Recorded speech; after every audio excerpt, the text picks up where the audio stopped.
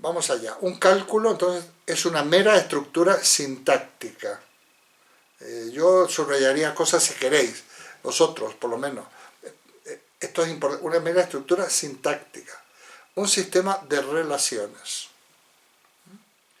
No constituye un lenguaje hasta que no aportamos una interpretación semántica de sus elementos. Parece clarísimo. Podríamos trabajar con, qué sé yo, con círculos, cuadrados y triángulos, utilizarlo como piezas, diseñar plantear unas reglas de cómo se combinan, pero bueno, tenéis el ejemplo de las damas, del ajedrez, del parchís. Entonces un cálculo es una mera estructura sintáctica, un sistema de relaciones. No constituye un lenguaje hasta que no aportamos una interpretación semántica de sus elementos.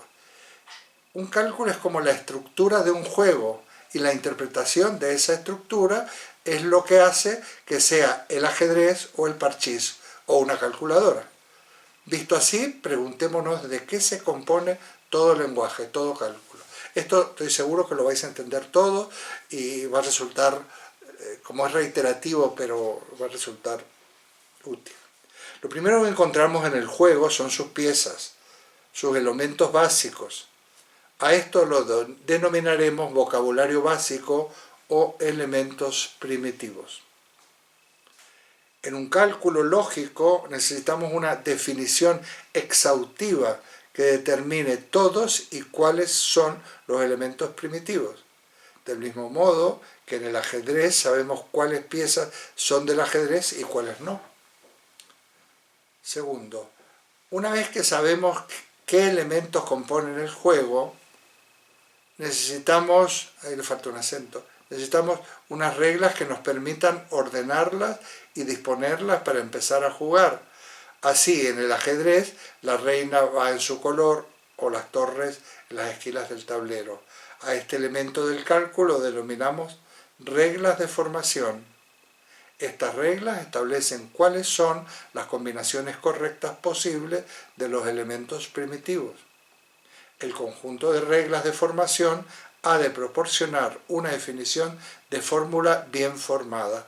Esa FBF quiere decir fórmula bien formada. De manera que ante cualquier combinación de elementos se puede determinar si la expresión resultante es o no una FBF, una fórmula bien formada. Llamo la atención aquí de que de lo único que se trata de la lógica es que trabajemos con fórmulas bien formadas. Que sea un disparate o no, esos razonamientos dependerá de los contenidos que le asignemos a las variables. Pero esto es muy importante porque esto es un lenguaje, digamos que vamos a llamarle universal, en el sentido de que todo aquel que conozca las piezas y cómo se mueven, pues podrá calcular o podrá jugar. Hable la lengua que hable. Finalmente necesitamos unas reglas que definan cómo transformar una posición inicial para desarrollar el juego. En el ajedrez, por ejemplo, disponemos de unas reglas de movimiento de piezas que nos permiten transformar la disposición inicial en otra, es decir, jugar. A estas reglas las denominaremos reglas de transformación y tienen que definir cómo podemos pasar de fórmulas bien formadas a otras que están igualmente formadas. Estas reglas deben tener un carácter efectivo o algorítmico, de manera que sea posible decidir si una transformación de unas fórmulas en otras se ha realizado correctamente. Por ejemplo, la fórmula básica, la expresión básica es el principio de identidad, o la ley de identidad o la regla de identidad. Cuando nosotros operamos en lógica, aunque utilicemos muchos pasos, haya muchas premisas y muchas premisas auxiliares hasta llegar a la conclusión, lo que en realidad hay que ir demostrando que hay una relación directa, una inferencia, digamos, adecuada en función de que siempre se va a respetar esa ley de identidad. Entonces, las reglas de transformación que tienen como base las reglas primarias. En consecuencia, tal y como se diseñan los cálculos, no es posible equivocarse, es decir, su estructura inferencial asegura siempre la validez formal. A la hora de construir un cálculo debemos de cuidar que en todo momento es muy importante, no nos equivocamos, o sea, cuando jugamos al ajedrez, no nos equivocamos si jugamos bien, y nos equivocamos si jugamos mal. Ahora nadie nos garantiza que ganemos, eso es otra historia, pero si jugamos bien no nos vamos a equivocar. Fijaos que hay un texto muy interesante, una carta de Descartes, donde habla se refiere a Leibniz y se refiere a un lenguaje universal. Está en un librito que yo tengo sobre las lenguas universales, y yo lo he dicho, pero me parece muy interesante. Dice Leibniz, de lo que se trata es de que cuando hay una discusión entre científicos, esto no quede librado al que habla mejor o peor, el que maneja más los recursos del lenguaje o dialéctico o la retórica. No, debería ser posible y deseable, dice Leibniz, que ambos científicos se sienten cuando hay alguna disparidad y digan, calculemos. Me parece precioso. Calculemos, dejémonos de tonterías, no, calculemos, a ver quién tiene razón. Sería muy interesante. Hombre, como últimamente andamos en temas muy también significativos, incluso con el otro seminario, hay que aclarar que esto no significa ni la verdad absoluta ni el lenguaje universal, de nada. No pretendemos que haya unas definiciones exactas de todo en la vida. Estamos hablando de la ciencia y estamos hablando del procedimiento del lenguaje científico. Y sí es posible sentarse, siempre y cuando conozcamos verdaderamente el valor de esas variables, seamos expertos en eso y podamos decir calculemos.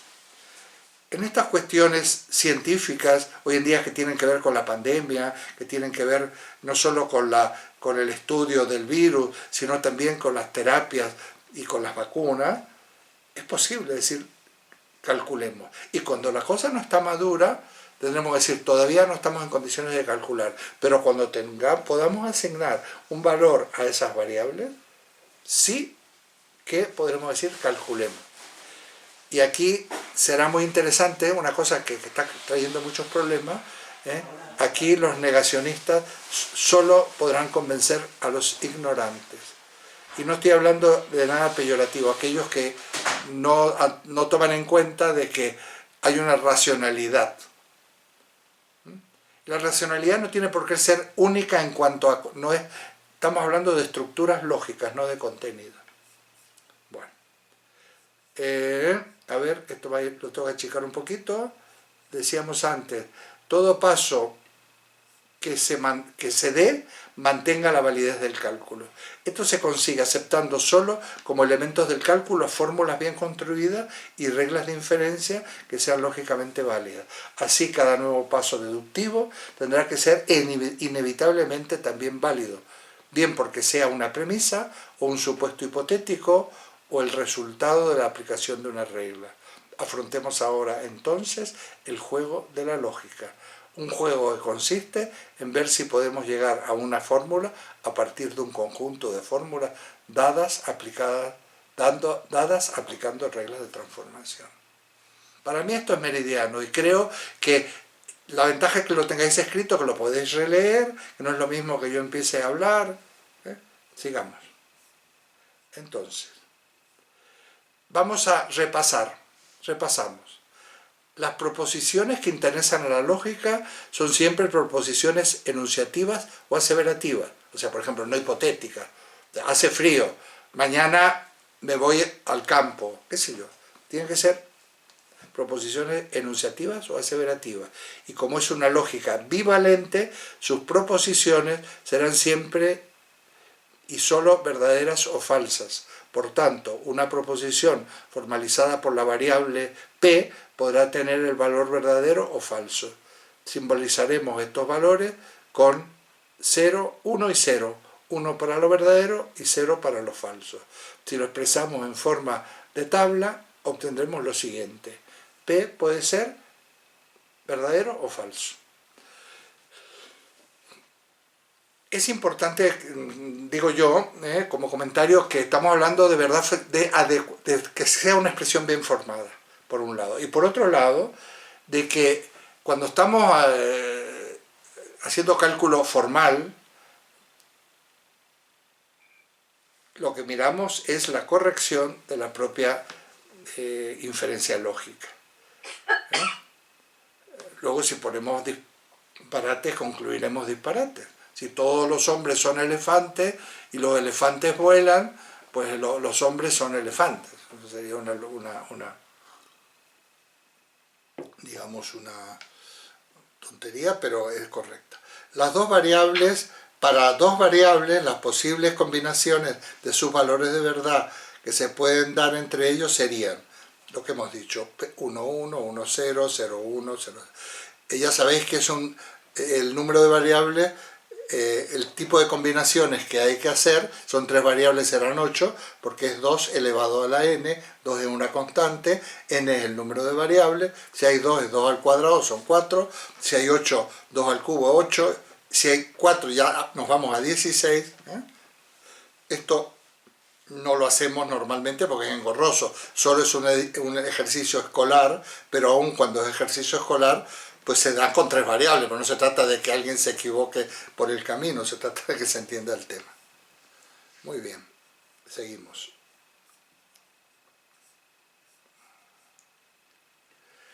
Bueno, esto me ha salido, bueno, el signo de la negación, que se lee en OP, es este raya con este símbolo aquí, es el símbolo de negación y se lee en OP. Los signos de puntuación son paréntesis, corchete y llave. No me salió la llave más pequeña porque lo he tenido que ir a pinchar de otro sitio, me sale grande. Por supuesto que el primer signo será el paréntesis, el segundo será el corchete y el tercero será la llave. ¿Por qué? Porque eso sirve para, por ejemplo, si yo tengo P y Q o R, pues yo tendré que saber si esa O afecta al conjunto P y Q o es P, I, Q o R. Entonces, dependiendo de dónde se ponga el paréntesis, será lo que signifique. Muy bien.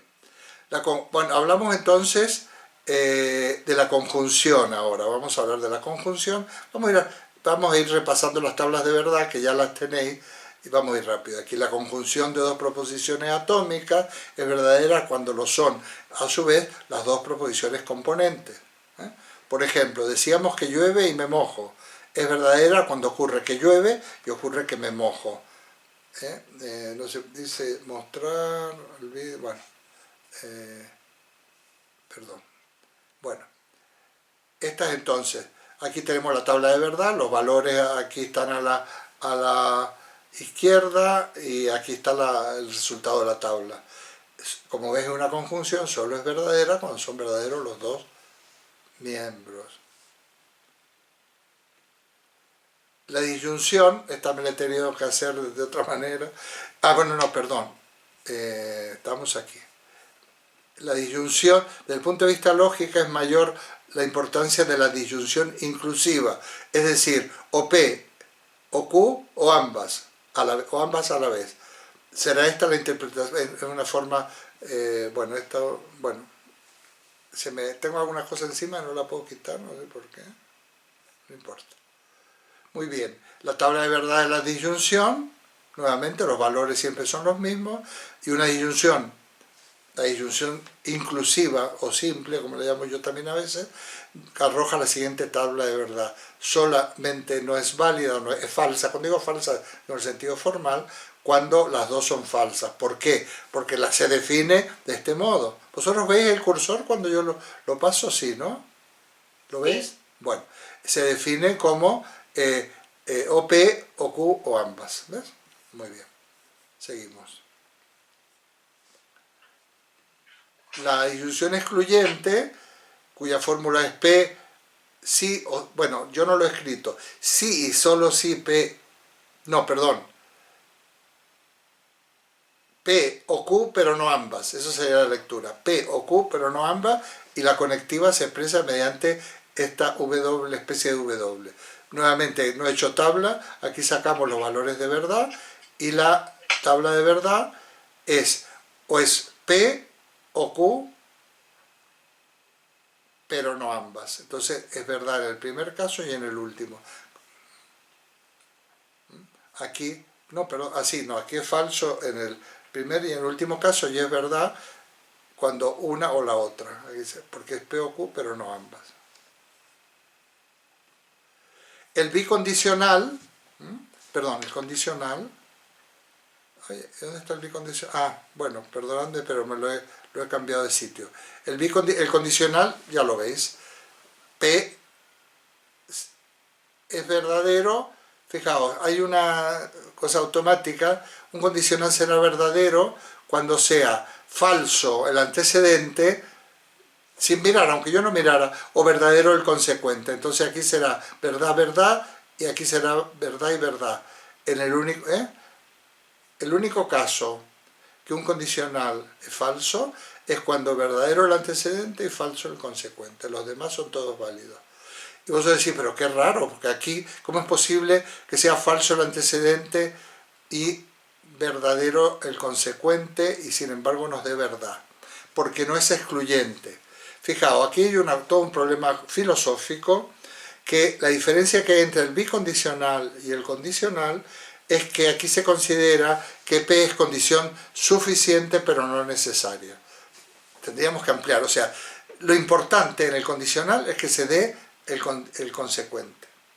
Claro, si lo trasladamos al lenguaje ordinario, nos va a chirrear. Si mañana llueve me quedo en casa. Entonces al día siguiente, ¿dónde estuviste ayer? Me quedé en casa, le digo a Pepito. Ah, entonces es que llovió. No, no llovió y me quedé en casa. Porque es condición suficiente, pero no necesaria. Esto lo único que nos muestra es que el lenguaje lógico, por más elemental, porque hay otras conectivas que ni las he puesto, no se corresponde con el lenguaje ordinario de una manera perfecta, ni mucho menos. No, solo es el caso de la conjunción, y en todo caso el bicondicional o la disyunción excluyente. El bicondicional, fijaos, en el bicondicional es como hablamos nosotros. P es condición de Q y Q es condición de P. Mira, Pepito, si mañana llueve me quedaré en casa. Y me encuentro los días siguientes. ¿Qué hiciste el jueves? Me quedé en casa. Ah, entonces que llovió. Perfecto. ¿Por qué? Porque es, digamos, perfectamente, si se cumple uno, se cumple el otro y viceversa. Bueno, ahora vamos a una cosa importante. Vamos a tener que tener paciencia, mucha paciencia. Esto es más largo. Yo he puesto las reglas que yo te dije las tuvierais a mano por lo siguiente, fijaos. Las voy a ir explicando lentamente para que vosotros podéis apuntar donde queráis.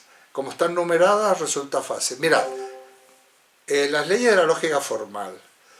No empiezo por la número 2 porque está si P entonces P. Estas es una foto de la parte, un desplegable que hay en el libro de año, es un desplegable, y yo he sacado la foto, que Carmen nos lo proporcionó muy amablemente, pero tiene cierta dificultad, no sé si le sale el desplegable. Esta foto del desplegable.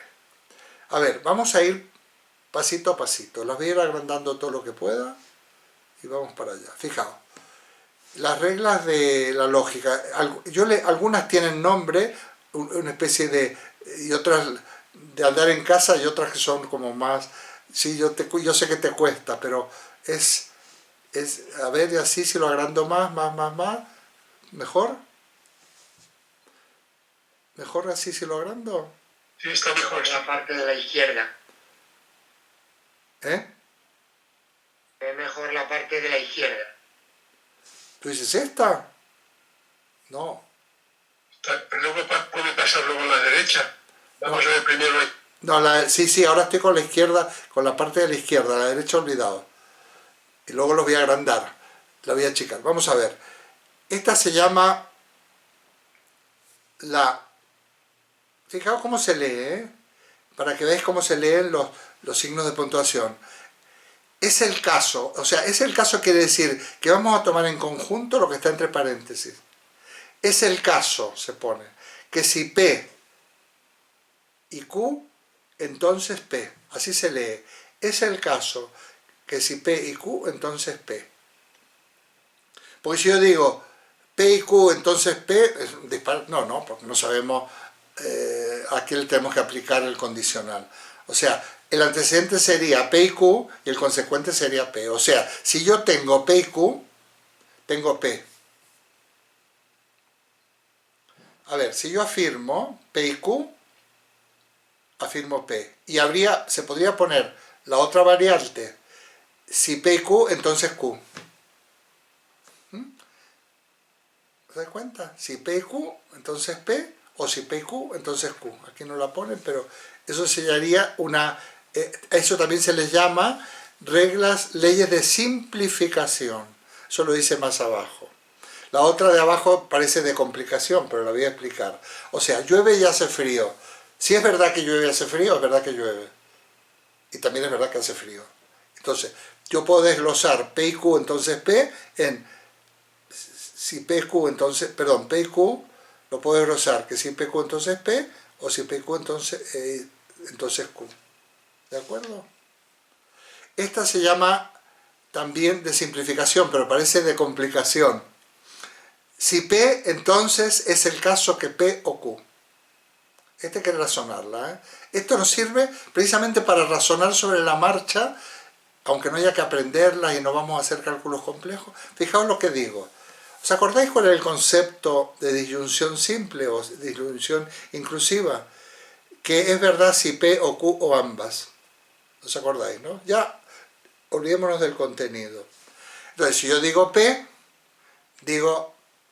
esto quiere decir que todo enunciado, porque esto va a ser un bicondicional también, que todo enunciado, no va a ser un condicional, todo enunciado antecedente, la voy a tener paciencia, la número 3, todo enunciado es antecedente de sí mismo, de ese propio enunciado en disyunción con cualquier otro. Ejemplo, hoy es miércoles o los elefantes vuelan. Entonces, perdón, hoy es miércoles. Eso equivale a decir hoy es miércoles o los elefantes vuelan, porque es verdad que es miércoles. Y podría poner o P, o Q, o R, o S. Lo importante es que un enunciado puede entrar en disyunción con cualquier otro y mantiene el mismo valor de verdad. Si alguien quiere preguntar algo, pregunte. Y ahora os lo digo para qué sirve. Es muy importante. Mirad, cuando vosotros estáis usando el ordenador, en un determinado momento se abren desplegables en donde vosotros podéis poner la dirección, por ejemplo, el teléfono. Bueno, todo eso, esas ventanitas desplegables para los programadores, van precedidas por una O inclusiva. O sea, el ordenador no analiza. ¿Sabéis por qué? Porque con que la primera opción sea verdadera, yo voy a pegar lo que sea después. Pero eso ya no entra en el cálculo. Digamos que P sería lo que yo conozco. Por ejemplo, mi número de la declaración de la renta del año pasado. Entonces, yo meto ese número, me va a salir ese número, pero me voy a poder pinchar un desplegable que en realidad estaría introducido por este símbolo de Q, de disyunción inclusiva, pero ahí no va a entrar y me va a dar un montón de información. Sirve para pegar información, es valiosísimo. Pero para pegar información en donde el ordenador no entra ahí, queda como encriptado. Por favor, si alguien quiere preguntar, es el momento. Porque aquí vamos a entender la noción de conjunción, aparte de saber que hay una regla, la noción de disyunción inclusiva. cualquier cosa, preguntáis. Fijaos, estas leyes, hago un pequeño paréntesis, cuando vosotros estáis haciendo el cálculo, los que quieran hacer otro cursillo un poco más detallado más adelante lo verán,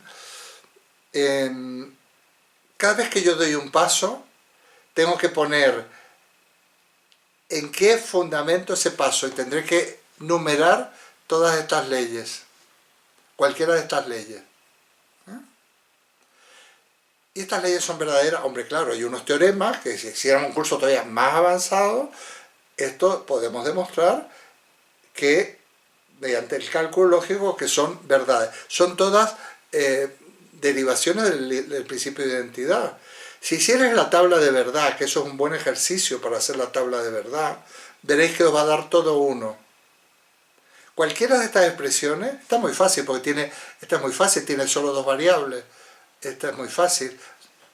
Si vosotros hacéis estas, os va a dar 1. Es una manera de hacer un ejercicio y autocorregirse. Y llegado el caso, hacerme algún comentario, aunque hayamos terminado el seminario. Muy bien. Cuestiones. No estoy viendo, me van saliendo de a una, de este momento veo a Heriberto, solamente le veo, pero no le veo la cara a todos. Entonces, no sé si hay gente que está perpleja o no, pero por favor, hacéis las preguntas. Muy bien. La número 4. Fijaos, es el caso que si P y Q, entonces, así se lee, es el caso, de nuevo, que si no P, entonces no Q, si no Q, entonces no P. Es el caso que si P y Q, entonces es el caso que si no Q, entonces no P. Se llama ley de contraposición del condicional. Lo razonamos un poquito, no siempre se puede. Si yo digo si P entonces Q, no se dará el caso que si no Q, perdón, si P entonces Q, entonces si niego Q, entonces niego P. ¿Lo entendéis? Si llueve me quedo en casa, no me quedo en casa, entonces no llueve, o no ha llovido.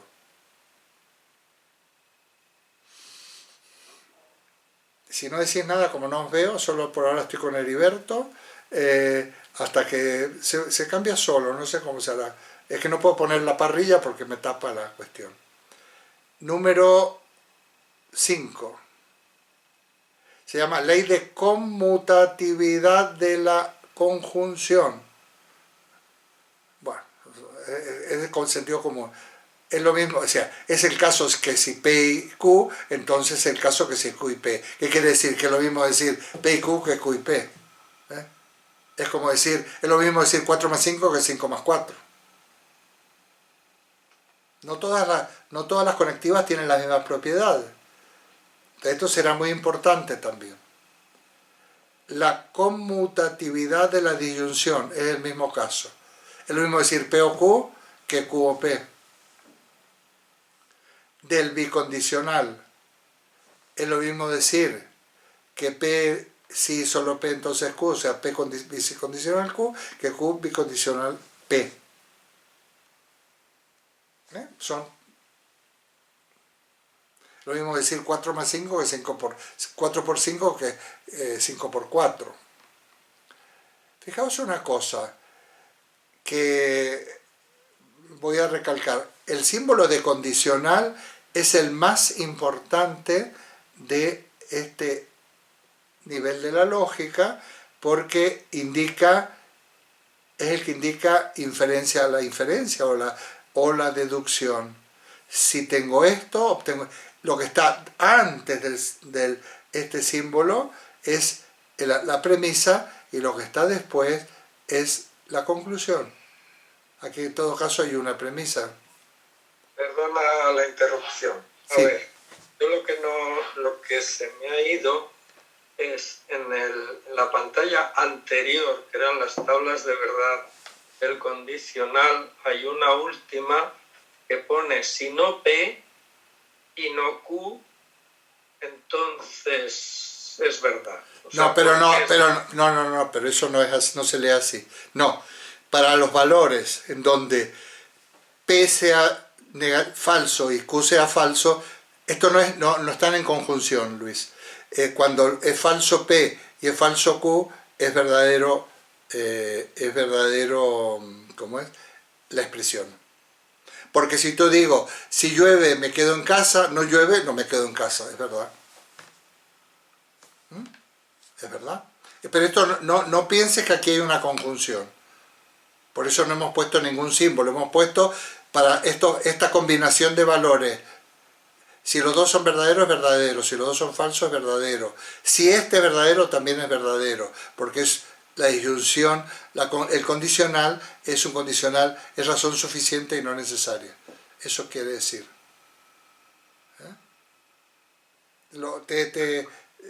Si no, me vuelves a preguntar, si te quedas ahí. Si de acuerdo, sí.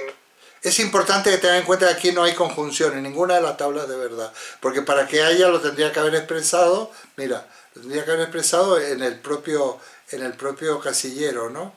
Aquí, ¿ves? Aquí, ¿eh? Pero esto no son conjunciones. Bueno, seguimos. Entonces, digamos que también se puede decir que tienen la propiedad conmutativa, la conjunción, la disyunción y el bicondicional. Ahora viene la propiedad asociativa. Estas voy pasándolo, pero ves que son de sentido común. Fijaos, es el caso, y ahí tenemos, ya usamos un corchete, es el caso, así se lee, que es el caso, que si P, Q y R, entonces es el caso que P, I es el caso que Q y R. ¿Qué quiere decir? Que es lo mismo que decir P y Q y R que P, I, Q y R. Es sentido común. Eso es lo de la asociación. Si P es lo mismo, también podríamos poner podríamos eliminar este paréntesis, porque como son las tres conjunciones P y Q y R, pero bueno, esto lo ponemos así porque luego en el cálculo, si encontramos esta expresión o esta otra, podremos sustituir. Otro que tiene la propiedad asociativa es la disyunción. Lo mismo decir P o Q, paréntesis R, o P o paréntesis QR. La tiene también el bicondicional. Fijaos que ¿por qué no los tiene el condicional? Porque el condicional es, podemos decir, es la conectiva principal y que indica inferencia. Y esas no cumple con las condiciones. Como no es reversible, como el bicondicional, no tiene la propiedad asociativa, conmutativa, etc. No la tiene. Pero eso es para dar un pasito más, digamos, en el curso de lógica. Aquí solo estamos razonando esto, viendo que fijaos que todas las reglas las podemos pillar por el sentido común y demás. Bueno, la distributividad, la propiedad... Bueno, pues esto estamos tan vivos. Bueno, estas son casi farragosas, pero fijaos, ya no voy a decir, es el caso. Si tengo P, I, Q o R, fijaos, tengo en la premisa, lo voy a usar de otra manera. Tengo, por un lado, P en conjunción con Q o R. Esto es lo mismo que decir que P está en conjunción con Q o P está en conjunción con R. O sea, P, no sé si me explico. Voy a distribuir, para poder distribuir estas tres variables, tendré que la distribuyo aquí y cambio el signo de la conectiva. O sea, si yo digo P, llueve, llueve y me quedo en casa o voy al cine. Es lo mismo que decir que llueve y me quedo en casa o llueve o voy al cine. No es demasiado buen método didáctico transformar el lenguaje ordinario, pero bueno, lo estamos haciendo mientras podamos. Es como sumar con manzanas o dividir con tartas que hacen los niños en el cole, pero no es muy buena cosa. Bueno, también es lo mismo, P, O, Q y R, entonces P, O, Q, fijaos, si yo quiero distribuir este enunciado y convertirlo en esto, lo que tendré que hacer a la hora de es cambiar el signo de la conectiva principal. Aquí es una conjunción, aquí es una disyunción. ¿Ves? Aquí es una disyunción y aquí es una conjunción. En el condicional pasa lo mismo. Del condicional, este sí se puede. Si P, entonces Q y R, es lo mismo decir que si P, entonces Q, y si P, entonces R. Estas no son, digamos, solo para que resuene, no son las más está bien, pero esto en un rato de hacer cálculos daríais cuenta que son una bobada y que a ver, ahora lo tengo el último que habló fue Luis, ahora claro, lo tengo a Luis, le veo la cara a Luis. O sea, voy a suponer que la cara que pone Luis la tienen todos. Bueno, la ley de transitividad y demás. Vamos a ver, estamos en la número 13, ahora vamos a la número 14, no, esta es la número, espera un poquito, la número 16. Bueno, me la he saltado por algo. La ley de transitividad, bueno, es lo mismo. P es condición de Q, condición necesaria, y Q es condición de R, entonces eso quiere decir que P es condición de R, claro. Si P es condición de Q, ya no lo vamos a traducir, y Q es condición de R, P será condición de R. Si A es igual a B y B es igual a C, entonces A es igual a C. Ley de exportación. Mira, las pasamos porque son engorrosas, si no las vamos a usar, vamos, no son nada engorrosas, pero quiero irme, hay unos que están muy bien, pero la ley del dilema constructivo, no la vamos a pasarla. Ley de dilema destructivo, ley de Clavius, tampoco. Ley de Morgan, esta es muy importante. Muy importante. Las dos leyes de Morgan. Estas, fijaos, las anteriores, aunque no pusieran el nombre, veréis que en el cálculo como es de sentido común, responderías automáticamente. Esta es muy importante. Mirad, si yo tengo un condicional donde niego, o sea, hay una conjunción negada, ¿de acuerdo? No es el caso que P y Q, ¿sí? Entonces, fijaos, ¿qué ocurre? Que o no P o no Q. Como esta conjunción, yo digo que es falsa porque tiene un no, y eso esto quiere decir que es falsa una, o la otra, o ambas. ¿Para qué sirve esto? Muy fácil, para quitar paréntesis. Yo no quiero conectar la pizarra porque se va a armar un lío. Yo tengo esta expresión, olvidémonos de esta parte. No P o... No es el caso que P o Q. ¿Cómo distribuyo yo la negación? Pues cambiando de signo de una conjunción en una disyunción. Ponlo un poco más grande, que se acerca mucho a la pantalla. No más, mucho más no puedo. A ver, ahí. Fíjate. Pongamos en un papel, porque yo no quiero ir a la pizarra, porque tendría que conectar el otro. Si yo tengo... No es el caso que P y Q, vamos a poner en un papel, no P y Q. Pero yo quiero saber, yo quiero quitar el paréntesis, porque voy a necesitar usar P y Q. Entonces eso quiere decir, si yo quito el paréntesis, que no lo puedo quitar porque está en una expresión, pero si lo tengo suelto, quiere decir que si yo digo que no es el caso que P y Q, esto quiere decir que o no P o no Q, o no ambas. ¿Os dais cuenta? Y al revés, la segunda ley de Morgan, que si yo niego una disyunción, es lo mismo que la conjunción de esos miembros negados. Si yo niego una conjunción, es equivalente, dicho de otra manera, a la disyunción de los dos miembros. Si yo niego una disyunción, es lo mismo que la conjunción entre los dos miembros negados. Esto quiere decir que para quitar paréntesis de una conjunción la distribuyo, pero le tengo que cambiar el signo de la conectiva. Paso de la conjunción a la disyunción. Esto estoy diciendo de carrerilla. Se os fijaría simplemente con un buen rato de cálculo, pero que sepáis que eso, de momento ahora lo vais a entender, no lo vais a registrar exactamente, pero vais a entender el concepto. Y aquí.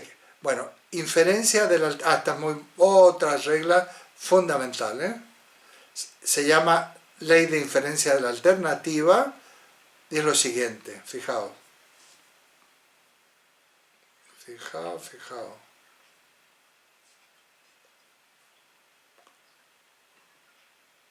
Aquí me voy a ver si puedo... Ahí estoy. Ya veo más caritas, bueno. Sí, porque yo quiero comprobar si se habéis quedado dormido.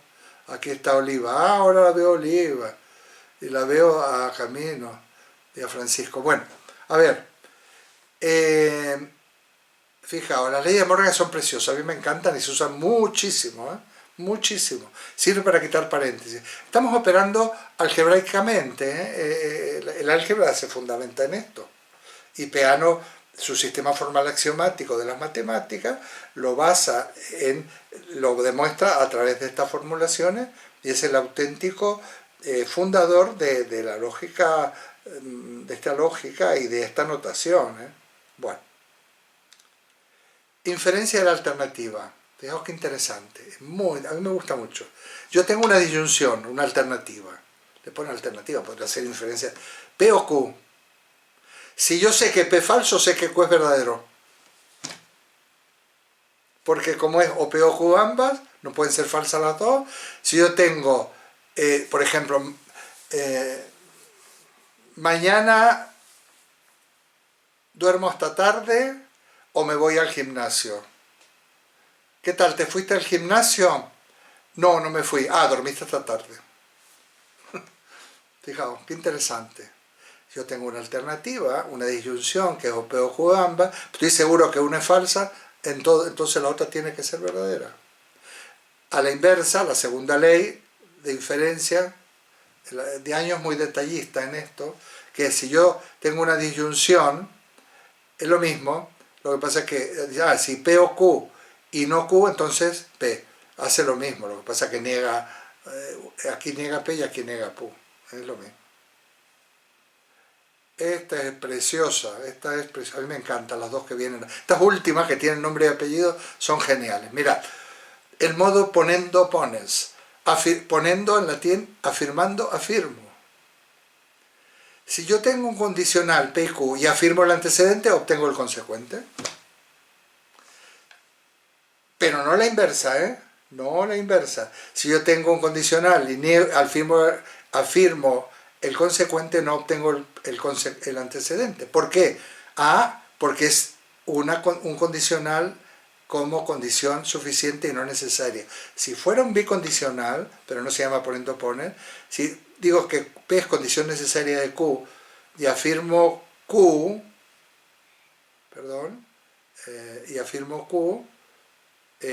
entonces sí obtengo P, pero en el caso del condicional no, porque ya sabéis que puede ser que esto sea falso y esto será verdadero.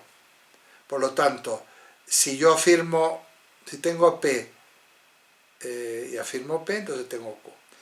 El ponendo pones y tolendo tolens, negando niego. Si yo tengo un condicional, si P entonces Q, y niego Q, niego P. Podéis remitir a las tablas de verdad. Si la condición de Q es P, pero yo niego, pero Q no se da, quiere decir que P no se ha dado. Es la única manera. No se puede, ya la negación de P aquí no me llevaría a ninguna parte. Si hicierais la tabla de verdad, os saldría una expresión indeterminada. De todas estas expresiones, si las hacéis en casa, la tabla de verdad os tendrá que dar 1. Bueno, yo creo que aquí vamos... queda un poco... No, ya está. Y el tolendo tole. Importante, para mí, estas son simplemente para ir mirando, para ir A mí me gusta mucho esta, que hay que entender. Bueno, esta es de simplificación, ¿no? Si P y Q, tengo una conjunción, pues afirmo P o afirmo Q, ¿no? Pero esta, que le llaman simplificación, sería como de complicación, ¿verdad? Si tengo P, que todo enunciado es antecedente de ese mismo enunciado en conjunción con cualquier otro. Ya sabéis que digo que sirve el lenguaje de programación para pegar contenido que no se analiza. Todo lo demás son propiedad conmutativa, la propiedad asociativa, la propiedad distributiva, bueno, son un rollo, esto más un rollo, no tiene ningún secreto. Aquí tenemos, bueno, estas son muy interesantes, pero lo vamos a utilizar menos. Vamos, nosotros en el cálculo la utilizaremos, pero incluso poco, en un primer nivel. Y estas son preciosas. Para mí no solo son muy útiles, sino que me encantan. La ley de Morgan, la segunda ley de Morgan, la ley de inferencia de la alternativa, la segunda ley y el ponendo-ponen y el tolendo-tollens. Yo normalmente cuando pongo ejercicio no me los he preparado antes, pongo un ejercicio donde hay que utilizar a lo mejor una simplificación y una ponendo-ponens, por ejemplo. Porque luego hay que dar unos pasos para poder llegar a la conclusión. Bueno, hacemos un pequeño... Hasta aquí llego, esto es lo que he explicado. Esto tienes que dar la idea de que esto es un mecanismo súper potente. Bueno, esta maquinita que yo estoy usando y la vuestra está utilizando esta lógica. Está utilizando unos y ceros.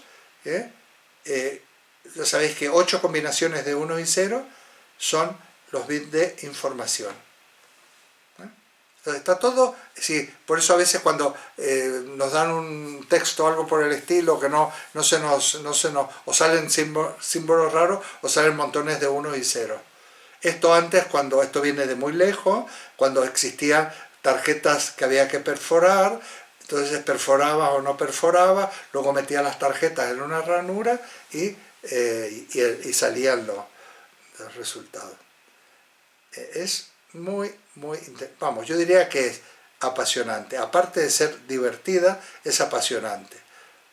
Lógicamente hay un cuadrito que no he puesto, pero ya lo tenéis vosotros, de los distintos tipos de lógica que hay. Esto es lo que yo sostengo, aunque me lo tengo que pensar, que cualquier persona que no, casi es socrático esto, aunque no haya estudiado lógica ni filosofía en su vida, si lo sabemos inducir de una manera adecuada, con paciencia, quizás no virtualmente, porque este medio es un poco complicado a veces, podrá hacer cálculos lógicos sin ningún problema.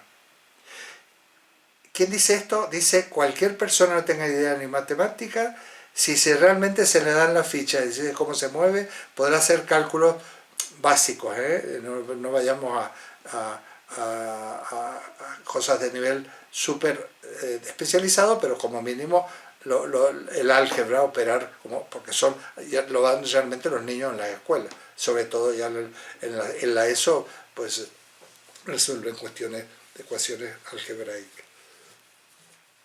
Repito que lo digo un poco haciendo un guiño a Luis, no tengo tan claro que si a mí me dan las piezas y las reglas en música yo pueda componer una melodía, ni siquiera interpretarla, no lo sé, a lo mejor también, porque hay algo que se llama talento, pero en esto, a lo mejor Luis en un momento dado nos demuestra o nos muestra más adelante, el curso que viene, cómo podría ser para coger al mismo señor de las cavernas, y hacerlo que entienda música de alguna manera.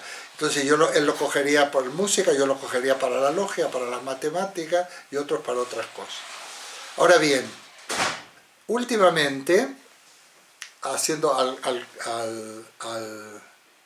al hilo de este trabajo tan arduo, apasionante pero arduo, que es el mío, no me quiero colgar medallas, de trabajar con grupos de gente que tiene formaciones súper diversas, desde gente que estudió filosofía, por ejemplo en el de América Latina, gente que ha estudiado ingeniería, gente que ha estudiado derecho, gente que no ha estudiado nada, gente que han sido agricultores, señoras que son amas de casa. El reto es que puedan ejercer como filósofos, porque considero que ejercer como filósofo es importante para tener el timón de tu vida. Pero a veces me vuelvo a preguntar, ¿será verdad que todos somos filósofos? Porque me doy con la cabeza contra la pared en algunos momentos. Y podría decir, bueno, desde el punto de vista potencialmente todos podemos serlo, pero hacen falta hacer unos ejercicios, que haya un buen profesor, un buen maestro, es difícil, y que el discípulo o el alumno o el interlocutor esté dispuesto a dejarse llevar. Yo me acuerdo cuando me presenta, nunca me voy a olvidar, cuando me presenta Luz Suárez en el librito Filosofía no respuesta, el segundo me lo presentó una persona que está aquí presente, Filosofía para desaprender, que es Oliva, y me dice, ¿estás seguro? Yo tengo mis dudas, dice él, que Donald Trump, o ¿cómo se llama el Bárcena, o Matteo Salvini, el italiano, ¿de verdad estás seguro con lo que dice, que todos son filósofos? Y me dice esa ironía. Y yo, pensando, y no voy a entrar en el tema, en la movida electoral que tuvimos ayer en Madrid, me pregunto, ¿será verdad que estamos en una sociedad de filósofos potenciales o una sociedad de ceporros donde se los engaña, donde se hace por arte de magia, se confunde, se presenta como el contenido de la palabra libertad como tomar caña o no encontrarte con tu ex por la calle una vez que lo has dejado? Entonces, esto nos tiene que dar que pensar, pero no voy a abandonar. Yo diré, bueno, somos filósofos. Hombre, algunos lo tienen muy oculto, como yo puedo tener mis dotes para la música. Pero sí. Y de verdad que me quita el sueño y me hace subir la presión, no creáis, porque es un reto enorme. Un reto enorme, un grupo tan variopinto, por decir tan heterogéneo, pero también en eso está la riqueza del grupo.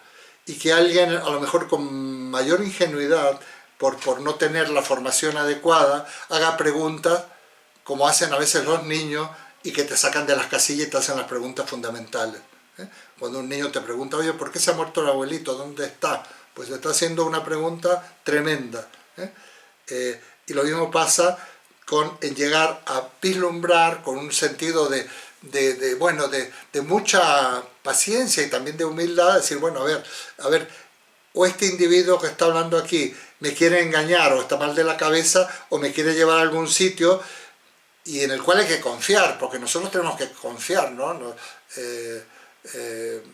En aquellos que están. Entonces, se puede llegar. Si nos llevamos un berrinche, 2 berrinches, 3 berrinches, no importa, pero se puede llegar si queréis.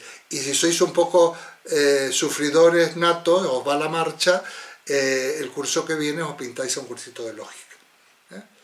Entonces, bueno, quería hacer esta digresión como un pequeño desahogo. Bueno, ¿qué hora es? Bueno, ahora voy a pasar a simplemente hacer unas referencias relacionadas con el lenguaje y luego sacamos unas conclusiones de método científico y terminaríamos la sesión de hoy y por supuesto abro al debate de la participación. Muy bien. Porque la semana que viene ya vamos a entrar en otro tema. Vamos a entrar en las claves actuales para dar una respuesta a las crisis que vivimos. Vamos a utilizar 3 sesiones y en la última voy a pedir que hagamos una evaluación pedagógica, didáctica y sobre todo también una sugerencia de posibles cuestiones y de cambio y demás. Vamos allá. Mirad. Vamos a ver, yo tengo un texto de Slid, que lo he puesto en el otro grupo, pero lo he puesto ahora aquí porque me interesa mucho leerlo, porque aquí curiosamente están, a ver cómo yo hago esto para traerlo para acá, a ver, no, bueno, a ver, voy a tener que cerrar un poquito. Se lee bien así, Eduardo. ¿Se leía bien? Sí, sí, se leía bien, creo. Bueno, el que no lo leía era yo. Bueno, ahora se lee bien, ¿verdad? Solo que no os veo a vosotros, no importa. Voy a poner, no, tengo que ponerlo así porque si no, bueno, lo voy a leer, simplemente lo voy a subrayar, vosotros apuntad si lo tenéis manera de subrayar y si no, porque no lo vamos a agotar, pero sí lo podemos tratar, puede salir algo en el debate dentro de un ratito. Es así, Schlick, que es un filósofo del siglo XX que recomiendo, es interesante, no es de los más nombrados, pero es importante, y recomiendo que lo googleéis. Dice, nuestra conclusión, está hablando de los malentendidos, del lenguaje de la filosofía, ¿no? Está hablando del lenguaje de la filosofía, pero me sirve para el lenguaje... Sí, me sirve para la filosofía, pero para la ciencia. Vamos a ver. Nuestra conclusión es que se ha malentendido la filosofía al pensar que los resultados filosóficos se pueden expresar en proposiciones. Eso es lo primero. Que los resultados filosóficos se pueden expresar en proposiciones. Ya vamos a ver lo que es proposición. Y que puede haber un sistema de filosofía consistente en un sistema de proposiciones que representarían las respuestas a cuestiones filosóficas. O sea, por ejemplo, lo que planteaba Leibniz, sentámonos, calculemos, un sistema de cálculo para la filosofía, la filosofía que no es solo la lógica, la filosofía es la filosofía, la pregunta por el sentido, que es tan importante. Casi me gustaría que estuvierais también en el de mañana, porque pongo unos textos, bueno, igual os lo cuelgo en algún momento, o por lo menos que veáis el vídeo, porque pongo unos Heidegger, pongo fin. Entonces, se ha malentendido la filosofía al pensar que sus resultados se pueden expresar en un sistema de filosofía. Aquí esto es muy importante además porque la filosofía como sistema, a partir del principio, a partir de Nietzsche, bueno, y de Kierkegaard, es abandonada totalmente, porque no puede haber un sistema filosófico como hay un sistema de la física. No hay verdades filosóficas específicas que contengan la solución de problemas filosóficos específicos, importante, sino que la filosofía tiene la misión de encontrar el significado de todos los problemas y sus soluciones.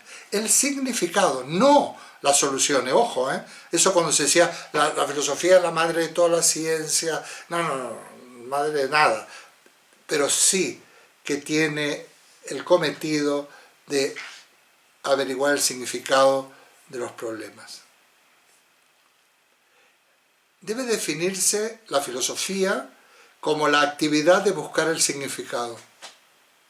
Es muy interesante porque por un lado, estaría dentro de la línea de la filosofía del lenguaje y la filosofía analítica, la filosofía de este tipo. En el otro margen están las hermenéuticas y a mi modo de ver dos posturas que ha habido una confrontación tan enconada en el siglo XX, llegan a lo mismo. Fijaos qué interesante.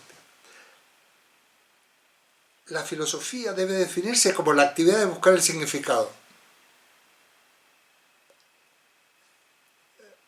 Fijaos qué interesante. El significado que de los enunciados, y de hecho se va a aplicar también a la ciencia. Por eso la filosofía del lenguaje será filosofía del lenguaje científico para ver qué enunciados tienen sentido o no desde el punto y filosófico. Por ejemplo, una burla que se hace sobre la nada, que por ahí Heidegger dice que la nada nadea, o todo tipo de expresión que tenga como sujeto nada, o sea que tiene significado pero no tiene referente, no tiene ningún sentido. ¿A qué me refiero cuando digo que la nada no sé qué?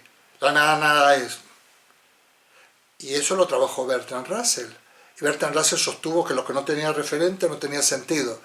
Y le metieron un golazo por la escuadra. Así, señor Mr. Russell, ¿y el número 0? No tiene referente. ¿Y qué hacemos? Y no puedo resolver esto. Y el número 0, si quitamos el 0, queda coja toda la matemática, lo que le pasaba a los griegos. Nosotros la aritmética, toda la aritmética occidental se la debemos a los árabes que tenían número cero, porque partían de unos conocimientos, de unas creencias religiosas, de que el origen del universo era ex nihilo, que Dios había creado, o sea, aparece en la versión latina el concepto de nada, los griegos no la tenían, todo está, ¿eh? El eterno retorno, bueno, esto sería un mundo, es nuevamente apasionante. Entonces, que la filosofía debe definirse como la actividad de buscar el significado. La filosofía es una actividad, no una ciencia. ¿Os acordáis cuando preguntamos, ¿es ciencia la filosofía? ¿Eh? Que luego en el vídeo que pone la Universidad Popular me cambian el título y yo no quise ya decir nada. Que ponen, ¿es la filosofía una ciencia? No tiene nada que ver. O sea, este enunciado, ¿es ciencia la filosofía? No equivale a ¿es la filosofía una ciencia? Para nada. Pero bueno, los que ponen titulares, está bien, yo lo dejo porque bastante amables son pero que despistaría mucho a un entendido. Muy bien. No una ciencia, pero esta actividad naturalmente está en acción constantemente dentro de cada ciencia, porque antes de que las ciencias puedan descubrir la verdad o falsedad de una proposición, tienen que averiguar su significado. A veces, en el curso de su tarea, se sorprenden al descubrir, mediante los contradictorios resultados a los que llegan, que han estado usando palabras sin un significado perfectamente claro. Entonces tendrán que volver a la actividad filosófica de clarificación y no podrán continuar la búsqueda de la verdad hasta tanto no hayan tenido éxito en la búsqueda del significado. ¿Recordáis vosotros que en este seminario, en otras versiones y demás, cuántas veces nos hemos perdido en términos? Yo dije, un momento, o nos ponemos de acuerdo que vamos a utilizar el término de esta manera, pero no nos vayamos a usos del término variopinto que hay. ¿De qué estamos hablando? ¿Os acordáis? Me acuerdo en una cuestión ética moral. Bueno, depende.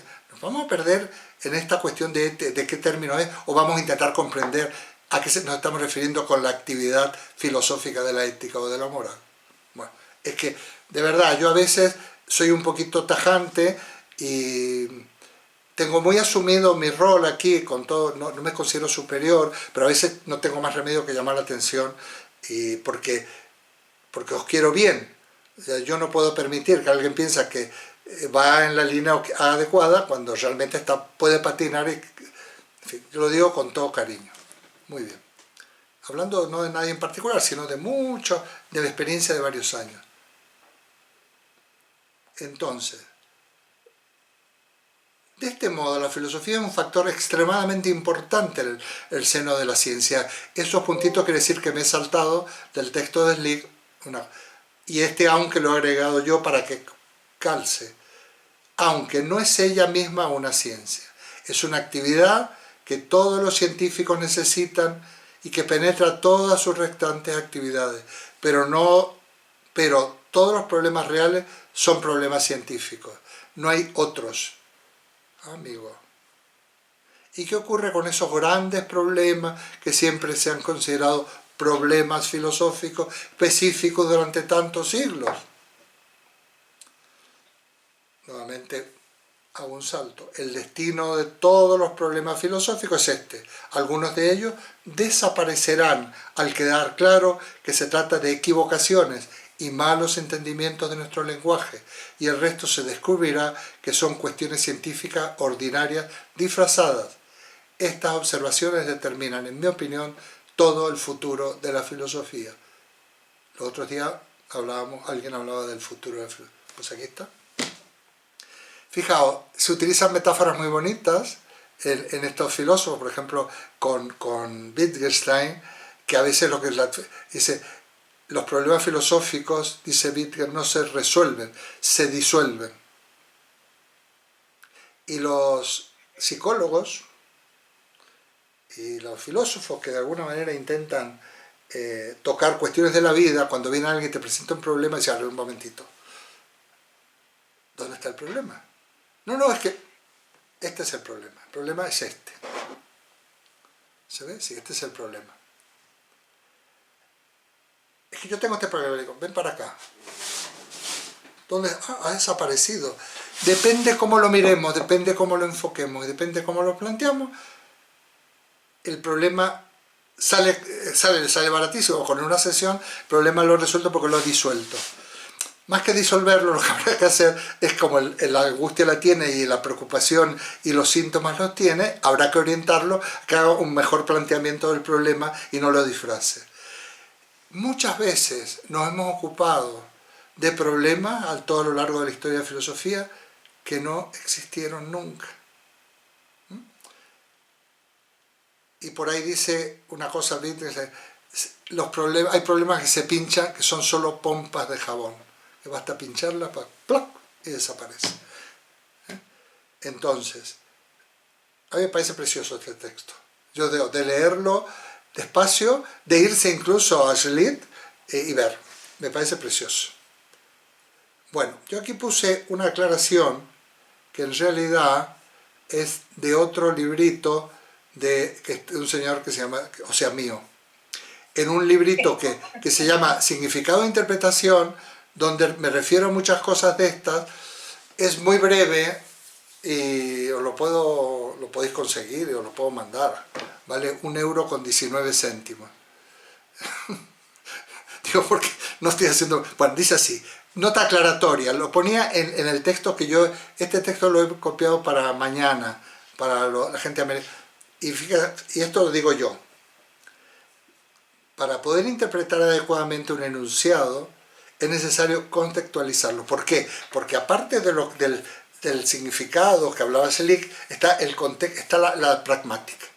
Porque aquellos pensadores están en el ámbito de la semántica, que la tenemos que completar con la pragmática filosófica, que es una auténtica preciosidad. Hay un libro de Levinson que yo recomiendo, también está Semántica de un tal Lyons, es una auténtica autoridad en el tema, y Pragmática de un tal Levinson.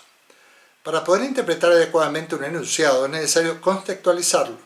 Hemos desarrollado complejos mecanismos de inferencia que entran en funcionamiento automáticamente para hacernos recuperar lo que nuestros interlocutores quisieron decir a partir de lo que realmente dijeron. Fijaos, ¿qué quiso decir cuando dijo tal cosa? Esto entra en la pragmática, no la semántica, porque lo que dijo está dicho. Y es una oración que tiene unos contenidos, pero ¿qué quiso decir?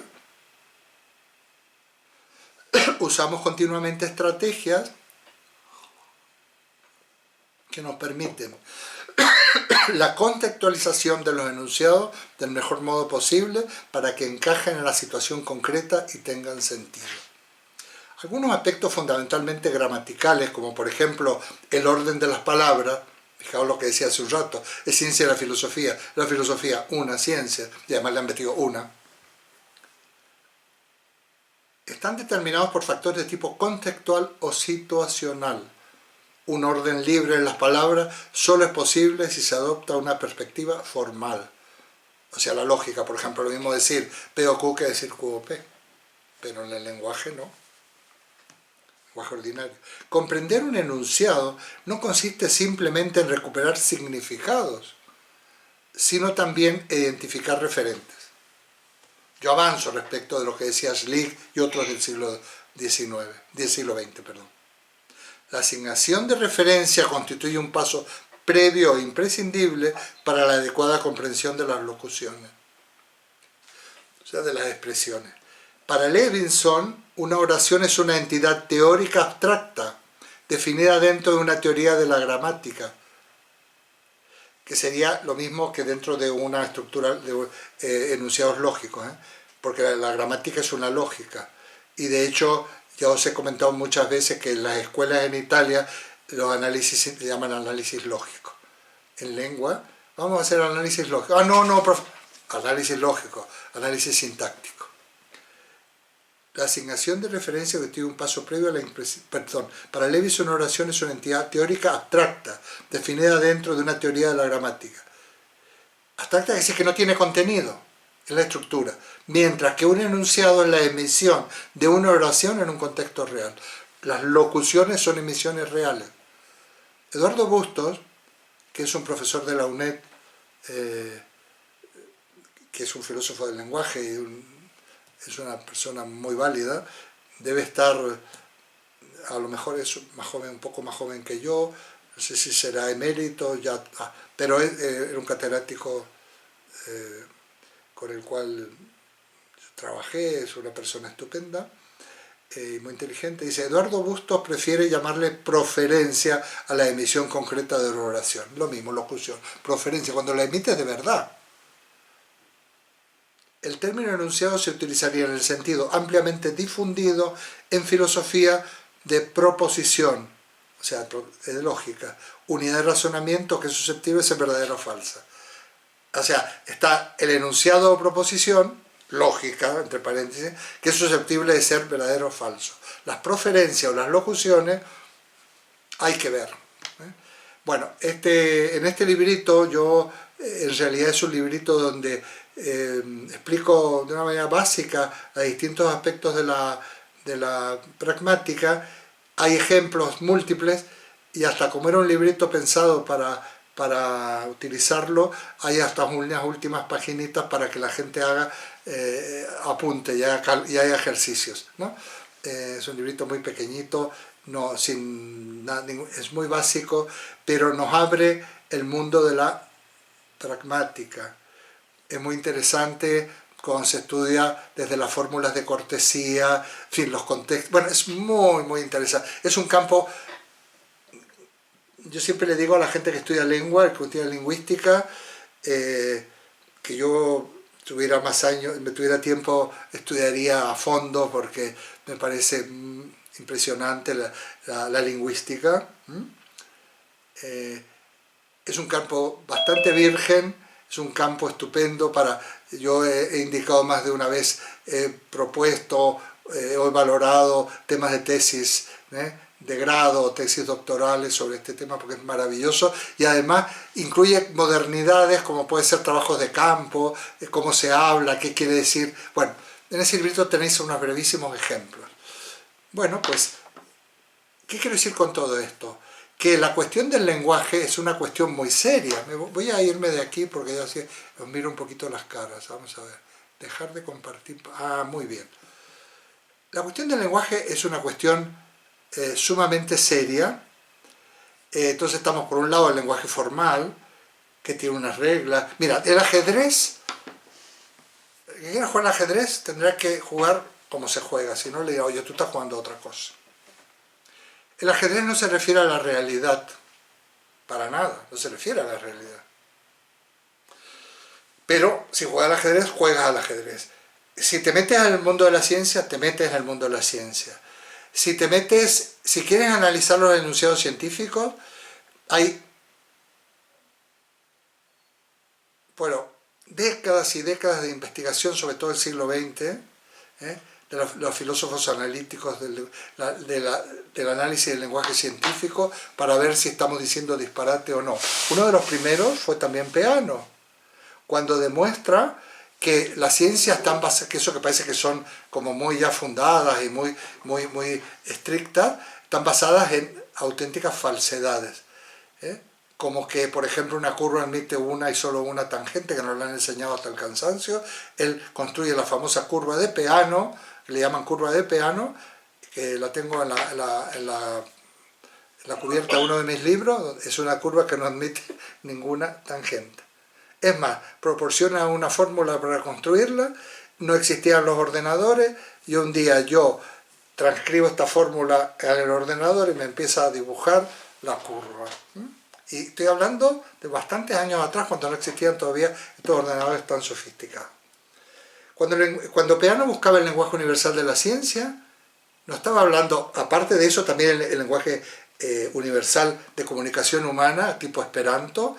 Él funda una lengua que se llama latino sin flexiones, es como más parecida al inglés, no tiene flexiones de género y número, se habla un poco como Tarzán, pero resulta que con un vocabulario básico podemos hablar en distintas lenguas. Bueno, él fue presidente de la Academia Pro Interlingua, hubo montones de periódicos, no solo en Esperanto, sino en latino sin flexiones. Pero ese empeño de que nos entendamos entre los seres humanos por un lado. Luego podría hablar de cosas muy interesantes, podríamos hacer una mini charla alguna vez sobre Giuseppe Peano, os encantaría. Él también se hace cargo de la propuesta de Leibniz de que la ciencia tiene que purificar su lenguaje y lograr un grado de rigor hasta el punto de que cuando estemos en ciencia, dos científicos pueden decir, calculemos.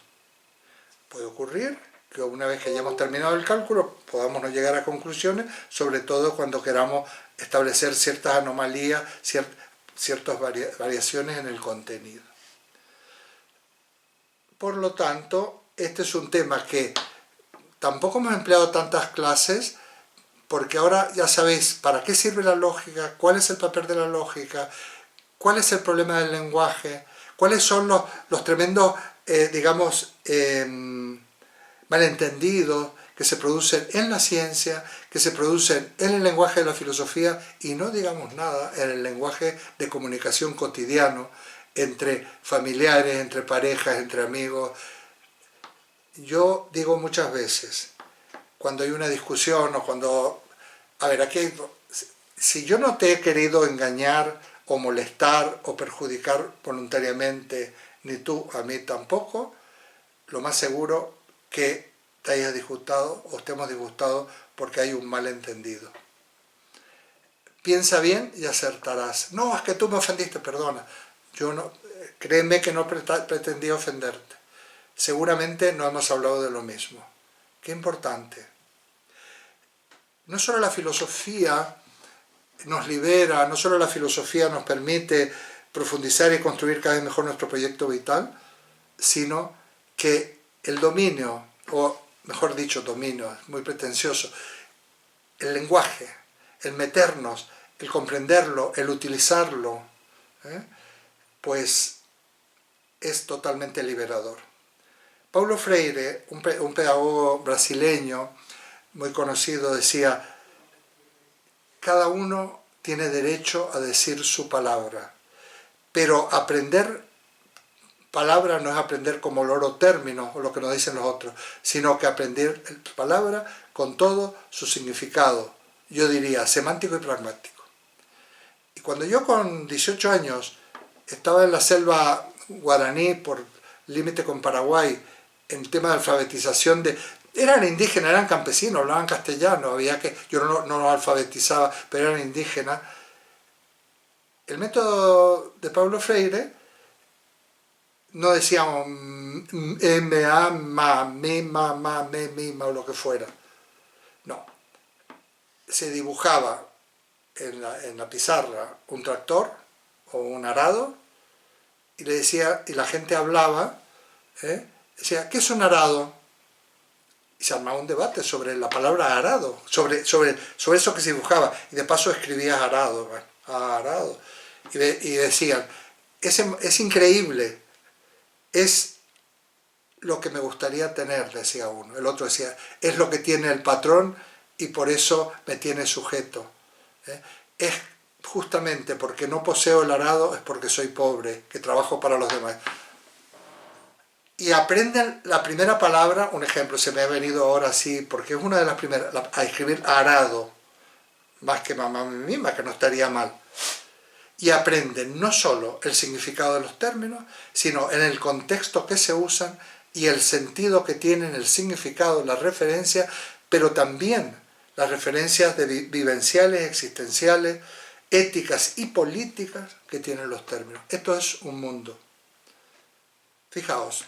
Muchas veces los hijos y los padres, el padre es autoritario, muy dogmático, y el hijo quiere hacer cosas y el padre no le deja. Pero cuando va a protestar no sabe argumentar, pobrecito, se lo domina porque no sabe argumentar, se le tapa la boca.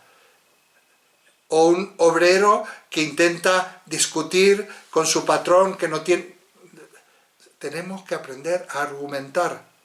Cuando tenemos un problema con nuestros amigos, nuestra familia, nuestra pareja, lo que sea, si no sabemos expresar el problema que tenemos y dialogar en un plano de buena fe, sabiendo que en todo caso vamos a desfacer entuertos y no, pues no vamos a llegar a nada. Entonces es muy importante saber la expresión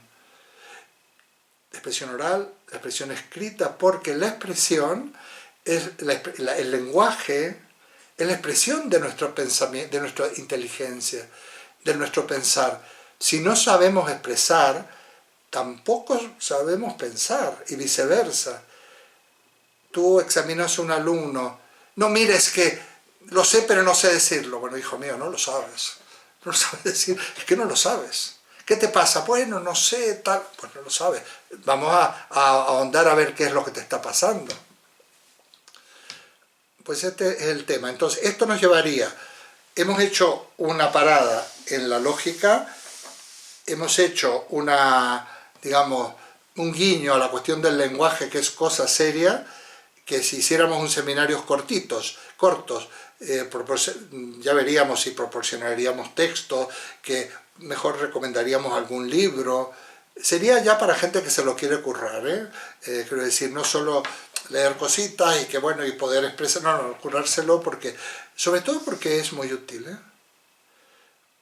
A mí, dice Kant por ahí, que la lectura de Hume lo despertó del sueño dogmático, porque él había sido formado en el racionalismo leibniziano y demás.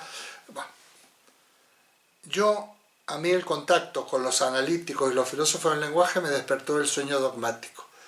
Cuando yo entro en la universidad, en la UNED, y a través de un concurso en una disciplina, yo tenía una formación que era filosofía del lenguaje, yo tenía una formación hermenéutica, de repente me di cuenta que lo que imperaba ahí, y yo estaba, digamos, no era el responsable máximo de la asignatura, en esa época, digamos, décadas atrás, me dice, no, pero tú tienes que dar esto, amigo. Y tuve que empezar a estudiarme a gente que yo ni sabía que sabía que existían, pero yo ni los consideraba filósofos, ¿no?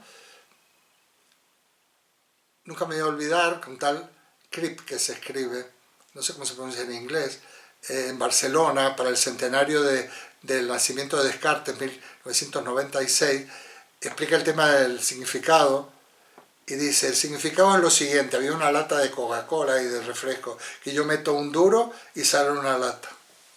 Así explicó el significado y de paso la deducción. Y digo, ¿y esto es filosofía? Digo yo, ¿cómo sale la lata de la máquina de Coca-Cola? Luego ya me piqué un poco, me fui a Kripke y fui cambiando el chip, como dicen los jóvenes.